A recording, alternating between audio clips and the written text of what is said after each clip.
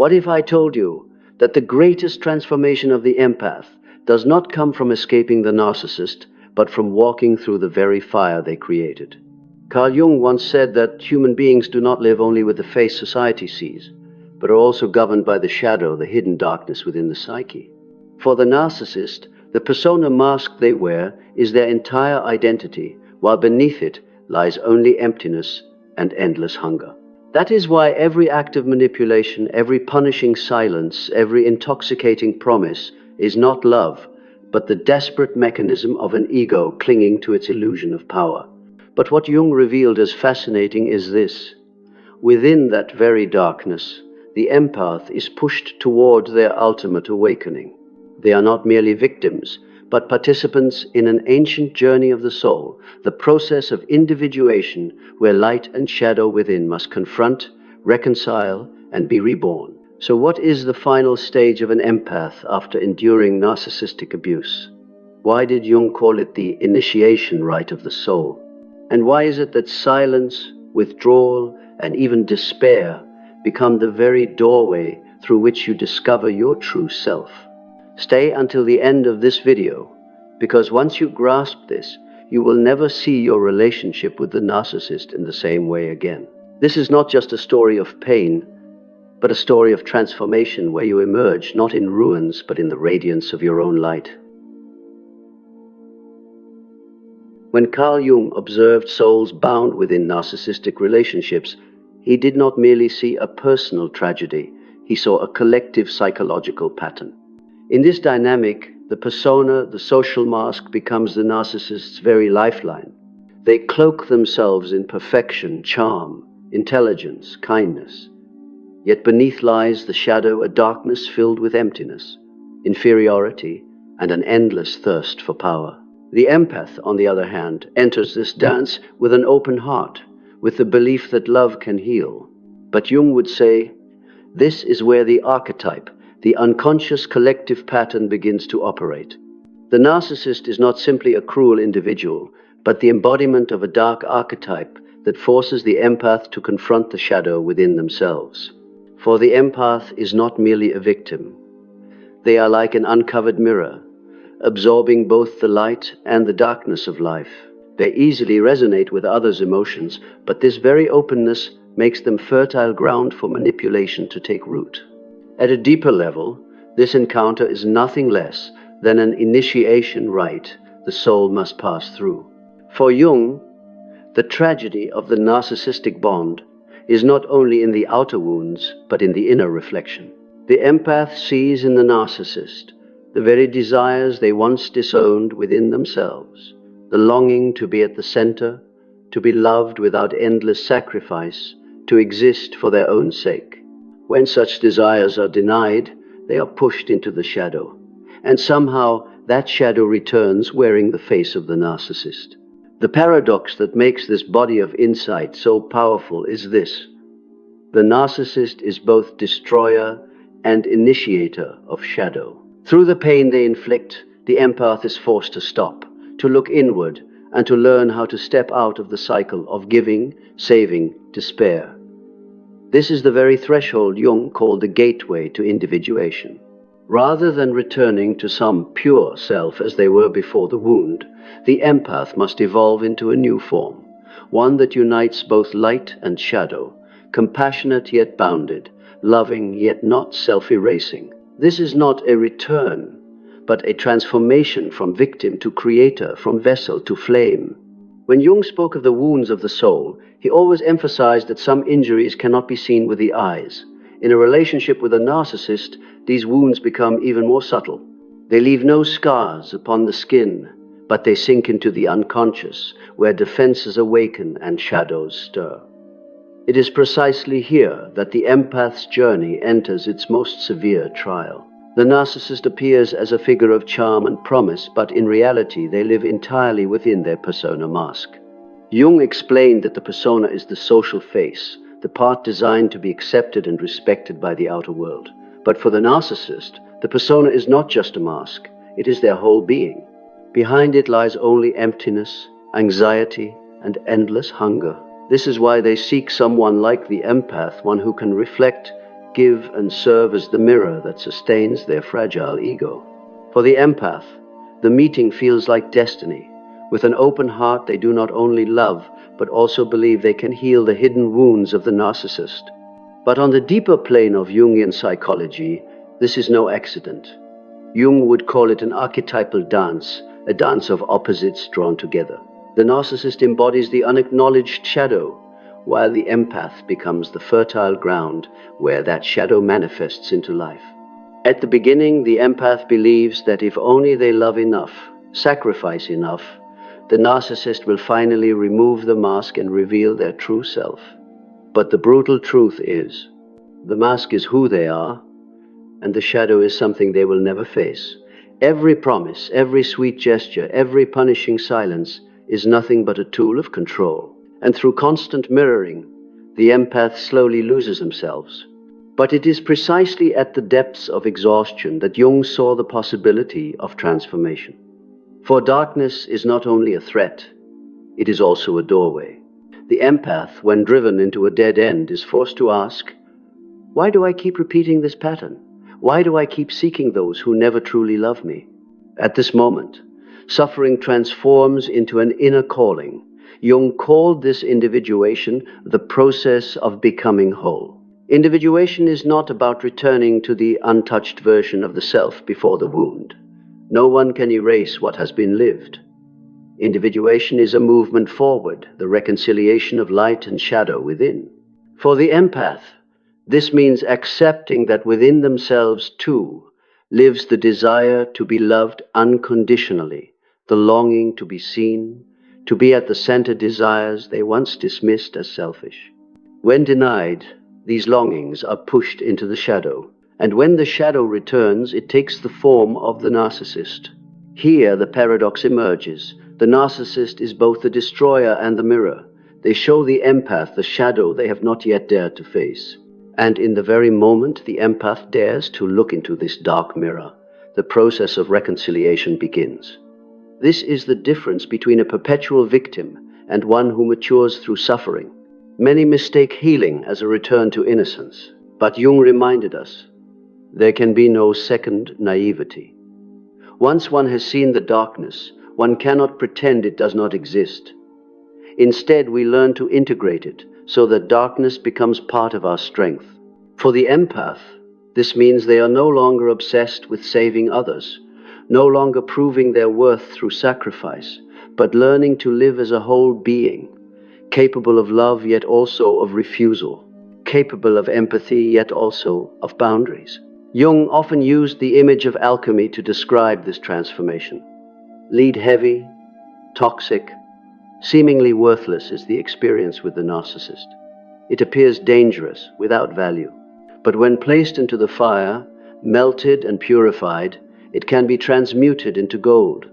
For the empath, that fire is pain, despair, the endless nights of hopelessness. Yet from within that fire, they discover another light, a light that emanates from within themselves. This is a stage of the wounded healer, one who heals from their own wound. The empath no longer seeks worth through saving others.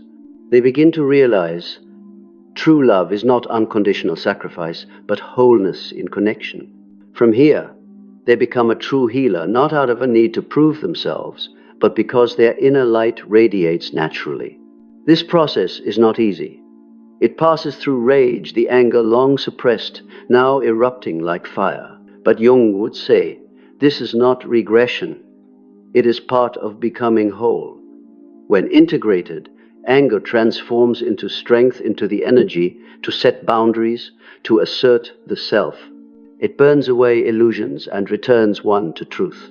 At last, when the empath reaches this reconciliation, they enter another plane of awareness, the realm of stillness. No longer obsessed with changing the narcissist, no longer pulled into the endless cycle of giving and losing, they stand at the center of themselves, what Jung described as the self, the symbol of wholeness. There, light and shadow are no longer in conflict, but revealed as two faces of the same reality. When an empath passes through a narcissistic relationship, they are no longer the same person.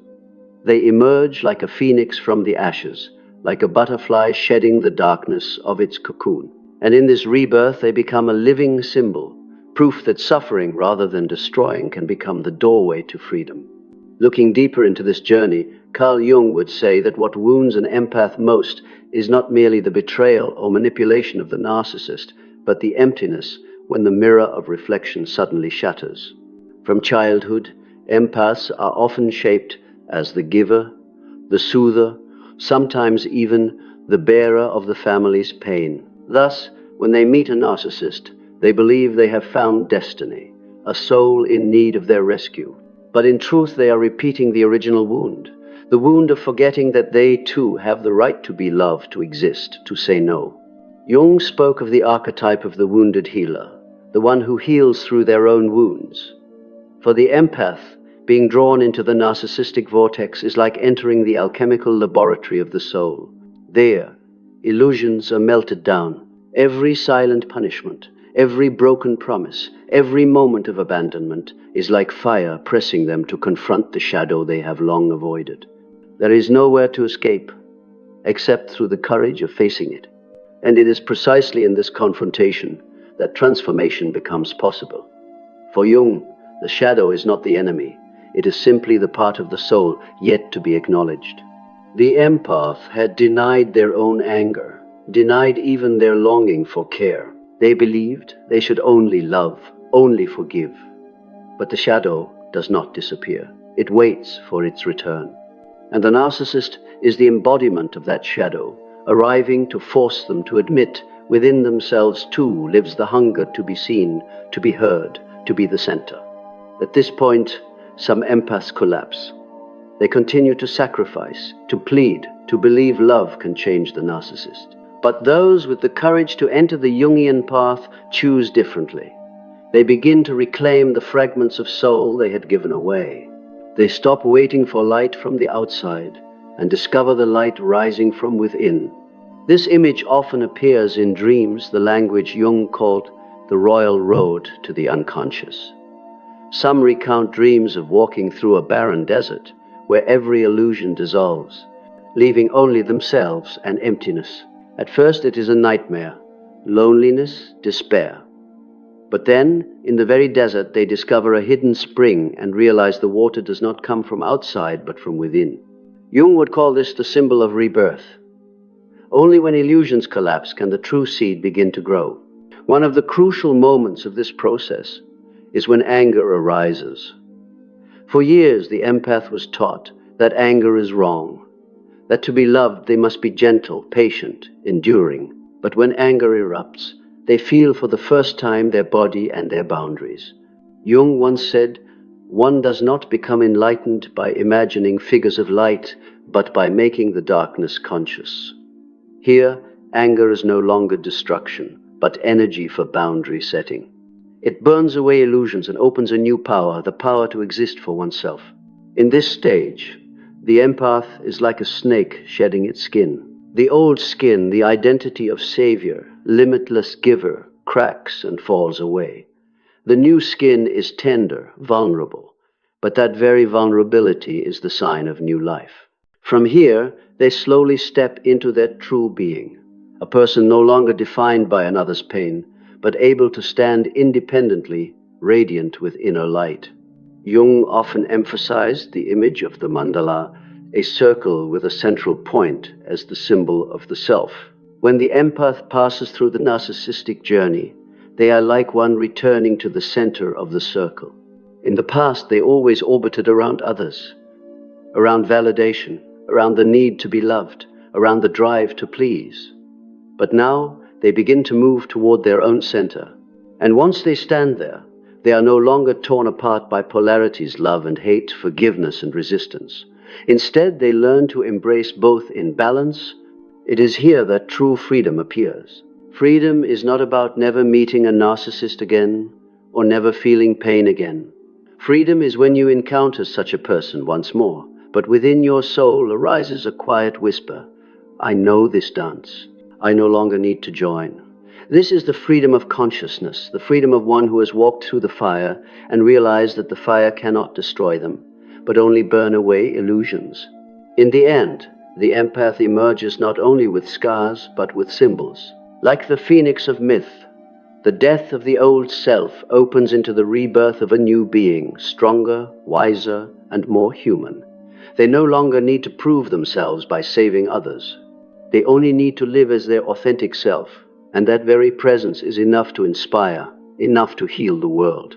Looking back, this journey is no longer a tragedy, but an initiation rite of the soul. The narcissist believed they had destroyed the empath, but in truth, they were only the dark teacher, forcing the empath to rediscover the light that had been dormant within. And in that moment, Jung's circle completes itself, from victim to mirror, to the one who confronts the shadow, and finally, to a whole being, integrating both light and dark. There is a particular moment in the empath's path, when silence is no longer an external punishment, but becomes an inner space of rebirth. At first, the silence after leaving the narcissist feels like standing in an abandoned hall, where only the echo of one's own footsteps remains. It is empty, it is frightening, it disorients. If I no longer reflect another, then who am I? That very question is the threshold of transformation.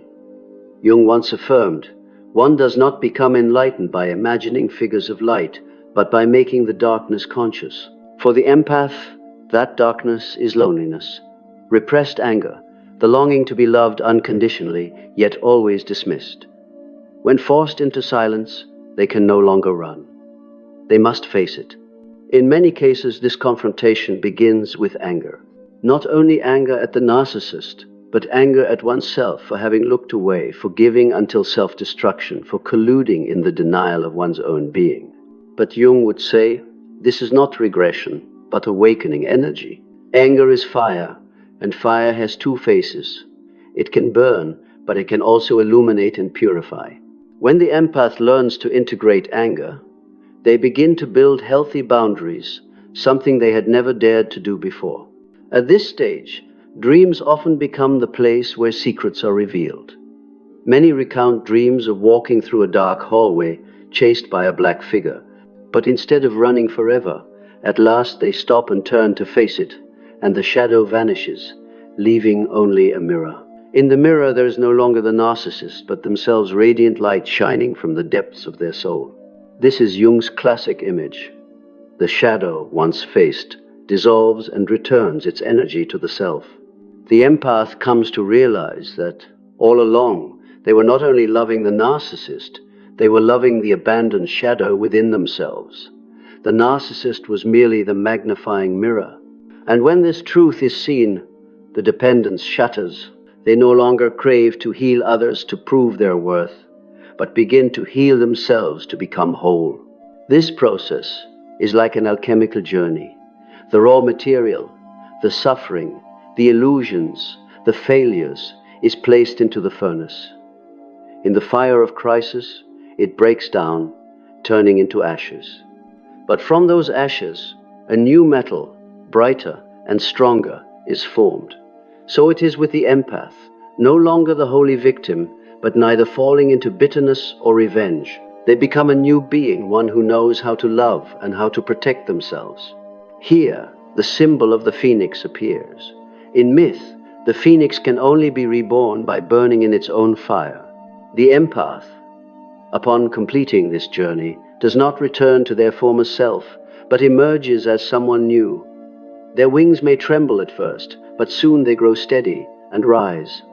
They understand that suffering was never meaningless. It was the essential element of transformation. Jung often emphasized that individuation, the process of becoming whole, does not eliminate the shadow, but integrates it. The empath who has reached this stage no longer fears the shadow. They know it is part of truth, nor do they idolize the light, for light without shadow becomes blinding. In this union, they find a profound peace, a peace not born from avoidance, but from embracing the whole. From here, they step into the role of a true healer, no longer one who sacrifices to be recognized, but one who radiates because they are already full within. They can say no without guilt and yes without needing something in return. They no longer place the narcissist at the center of their life, but see them as just a character in the great drama of the soul, a dark teacher who has finished their part. Looking back, they see clearly the narcissist never truly won. It was precisely their cruelty that opened the way for the empath to find their authentic self. What was lost was only illusion. What remained was light. And in that light, they become living proof that darkness cannot destroy a soul that knows how to transform. It can only make that soul shine brighter, stand firmer, and live more truthfully. At the deeper stages of the journey, the empath begins to experience a paradox. They feel both loss and rebirth. Loss, because they must let go of the old illusions. The belief that unconditional love could transform the narcissist, or that patience would cause the mask to fall and reveal someone truly capable of love. Yet rebirth, because in that emptiness they hear a new sound, the voice of the self, the true center of the soul as Jung described it.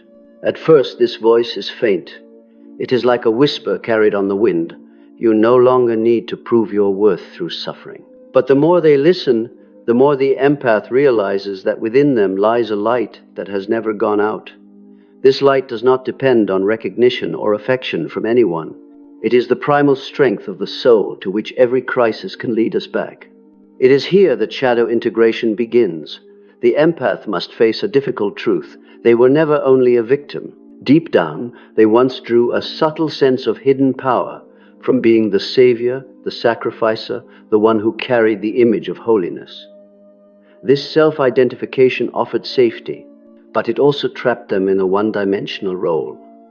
When Jung said that no one is entirely light, nor entirely shadow, he reminded us that only by admitting that we too, once manipulated even through silence or excessive sacrifice, can the empath finally break the cycle. This does not mean denying the cruelty of the narcissist. On the contrary, it brings a balanced perspective. The empath no longer sees themselves as a saint, nor the other as an absolute demon. Both are simply two poles of a distorted archetype, one endlessly taking, the other endlessly giving. And once this is recognized, the empath has the chance to step out of that fated dance. Some dreams during this stage often reveal the image of a bridge or a radiant doorway. The empath dreams of standing before an abyss, fearful because the old path is gone, but then light radiates from their chest, transforming into a bridge that carries them across. This is a profound metaphor for individuation, a journey no longer guided by old relationships but by inner strength. Crossing that bridge, they begin to love themselves in a way they never knew before. Not a narcissistic self-love that denies others, but a respect for boundaries, an honoring of true feelings, and the willingness to say, I too deserve to live for myself. This is the great turning point. The empath is no longer pulled by the old script, I must sacrifice to be loved, but writes a new one. I love because I am whole, not because I am lacking. Another symbol Jung often connected with this process is the desert. The desert is barren, a place where every illusion dissolves. The empath, when plunged into emptiness, feels lost. Yet it is precisely the desert that forces them to discover the real water, the spring within. The deep lesson is this: only when all external attachments collapse do we uncover the soul's self-sustaining strength. When they pass through this stage, they often arrive at a new attitude, humility before the deeper self. No longer prideful that they are the healer of all, nor ashamed for once being exploited. Instead, they stand in balance. I am both fragile and strong, both shadow and light. In this humility, they touch a very different kind of peace, one not based on circumstances, but on acceptance of human wholeness. This is also where the images of the phoenix or the butterfly come alive. Just as the caterpillar must completely dissolve in the cocoon to become a butterfly, the empath must die to their old selves, the role of savior, the illusion of unconditional love, the collusion of blind sacrifice. This death is painful, but it is the necessary death that allows rebirth. And when the wings finally unfold, They realized that darkness never destroyed them, it was the cocoon that enabled their transformation. From here, the empath enters a stage of profound maturity. They can now look at the narcissist differently. Not to forgive naively, not to hate, but to acknowledge. You forced me to grow. You hold no power over me anymore. This attitude is the true sign of liberation. And then something extraordinary happens. They begin to feel a light radiating from within. No longer borrowed light from saving others, but a natural, enduring glow. They no longer give to be loved, but give because they are already whole. They need prove nothing, their very presence is proof enough. At the final point of the journey, the empath no longer views their pain with old eyes. The wounds that once made them tremble, that once drowned them in despair, now become testimony to another truth, that darkness itself opened the door to growth. Jung often stressed that no light has real value unless it comes with an understanding of darkness. And here the empath becomes the living example. They begin to see the paradox. The narcissist was not only a destroyer, though they would never choose it, it was precisely that cruelty which played the role of a dark teacher. Through manipulation, silence, and control, the narcissist forced the empath to dig into themselves, to face the unconscious parts they had always hidden. On a Jungian level, this is nothing less than an initiation rite where the soul must undergo a symbolic death before rebirth. Having passed through the ordeal, the empath sees more clearly the layers of the unconscious that once governed their life. They understand that being drawn into a narcissistic relationship was not accidental, but the pull of collective archetypes. On one side, the archetype of one who craves power, seeking to possess without end. On the other, the archetype of one who gives endlessly, trying to prove their worth through sacrifice. When these two archetypes meet, a fated drama is staged. But the play only ends when one of the characters chooses to change roles. And the empath, through awakening, breaks the script. Here silence is no longer the narcissist's tool of manipulation, but becomes a sacred space for the empath to listen to themselves. In that silence, they gradually realize that their value never came from healing others, but from becoming their true self. This is the turning point of individuation. No longer defined by victimhood or by saviorhood, they step into a new form, a whole being who knows both how to love and how to set boundaries. Dreams in this stage often carry powerful symbols: a ruined city with a green garden rising from the rubble, a dark ocean with luminous pearls at its depths, or a broken vessel with light streaming from its cracks. These images, Jung would say, are the language of the unconscious, showing that rebirth has begun. Darkness is no longer a prison, but a furnace from which light is born. The empath also begins to discover the strength of integrated anger. They no longer fear anger or treat it as taboo. Instead, they recognize anger as fire, and fire is the energy needed to set boundaries and protect the self. Once, they believed love meant endless forgiveness. Now they know love also means the courage to say no, the courage to hold on to themselves. And in doing so, their love becomes deeper, truer, because it no longer carries the blindness of sacrifice. One of the most important turning points near the end of the journey is when the empath looks at the narcissist with different eyes, no longer with fear, no longer with hatred. They see the narcissist as a symbol, a shadow figure not yet integrated. They may choose forgiveness, but not the shallow kind that erases wrongdoing. It is a forgiveness born of liberation because they know that holding on to hatred means keeping the chain to the past intact. Letting go is not because the narcissist deserves it, but because they deserve to be free. In that moment, a kind of humility before the self arises. The empath does not boast that they have won or are above.